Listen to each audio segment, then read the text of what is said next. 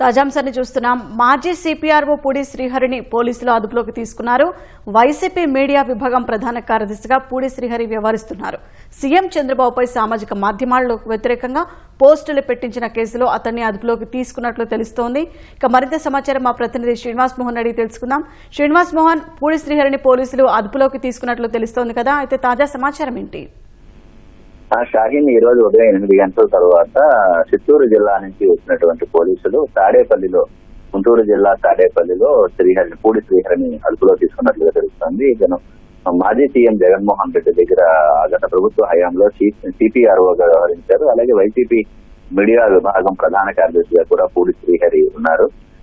చంద్రబాబు నాయుడుపై సామాజిక మాధ్యమాల్లో వ్యతిరేకంగా పోస్టింగ్లు పెట్టడం, అలాగే పెట్టించడం అనేటువంటి అభియోగాలపై శ్రీహరిపై కేసు నమోదైంది. చంద్రబాబు చేతిలో కట్టిపెట్టి అతనిలో వివేక హత్యకు గురైన సమయంలో నారాసుర రక్త చరిత్ర అని సాక్షిలో ఏ విధంగా అయితే ఆ పత్రికలో ప్రచురితమైందో అదే తరహాలో చంద్రబాబు చేతిలో కట్టిపెట్టి యానిమేషన్ పోస్టింగులు సామాజిక మాధ్యమాల్లో పోస్టింగులు చేయిస్తున్నట్లు ఉన్నటువంటి అభియోగాల నేపథ్యంలో చిత్తూరులో పూడి శ్రీహరిపై కేసు నమోదైంది. చిత్తూరు నుంచి పోలీసులు విజయవాడ వచ్చి ఇటు గుంటూరు జిల్లా తాడేపల్లిలో పూడి శ్రీహరి నివాసం వద్ద ఉదయం 8 గంటల తర్వాత అదుపులో తీసుకున్నట్లుగా తెలుస్తోంది. శ్రీహరి సంబంధించి నివాసంలో కూడా పోలీసులు తనిఖీలు నిర్వహించి అతని సెల్ ఫోన్, ల్యాప్టాప్ కూడా స్వాధీనం చేసుకున్నారు. శ్రీహరిని తమ వెంట పోలీసులు తీసుకెళ్లారు. అయితే శ్రీహరిని విజయవాడ తీసుకొచ్చి ఇక్కడ ప్రశ్నిస్తారా, లేకపోతే చిత్తూరు జిల్లాకు తీసుకెళ్లి అక్కడ ప్రశ్నిస్తున్నారా అనే విషయాలు అయితే ఇంకా స్పష్టత రావాల్సి ఉంది.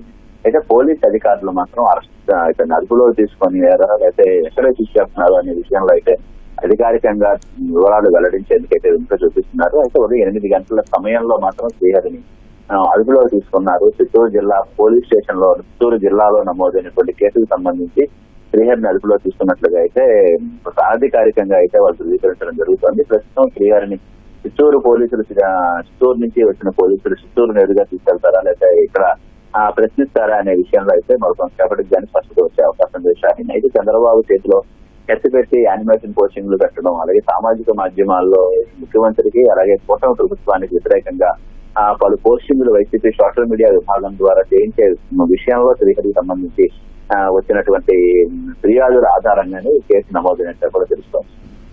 ధన్యవాదాలు శ్రీనివాస్ మోహన్.